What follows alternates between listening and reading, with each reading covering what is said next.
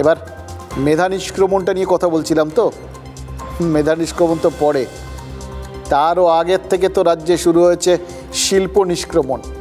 দশকের পর দশক একের পর এক কারখানা বন্ধ হয়ে গেছে, সাক্ষী আমাদের রাজ্য। গত শতকের শেষ প্রান্তে এসে রাজ্যটা কার্যত বন্ধ কারখানার কবরখানায় পরিণত হয়েছিল।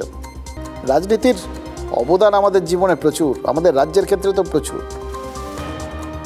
মাঝখানে শুধু একটা হঠাৎ করেই এক ঝলক ঠান্ডা হাওয়ার মতো ওই শিল্পের একটা স্বপ্ন নিয়ে হাজির হয়েছিল সিঙ্গুর। গাড়ি কারখানার সেই স্বপ্ন পূরণ, সে তো স্বপ্ন পূরণের নামে ওলট পালট হয়ে গেছে রাজ্য রাজনীতি, কিন্তু কারখানাটা হয়।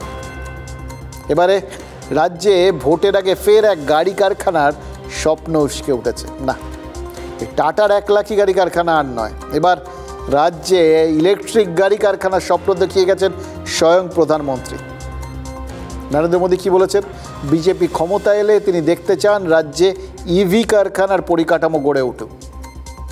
এতেই যেন রাজ্যের নিস্তরঙ্গ পুকুরে ঢিল পড়েছে। ফের গাড়ি কারখানার স্বপ্ন দেখতে শুরু করেছে ওই শিল্পের ক্ষত বুকে নিয়ে দাঁড়িয়ে থাকা সিঙ্গুর।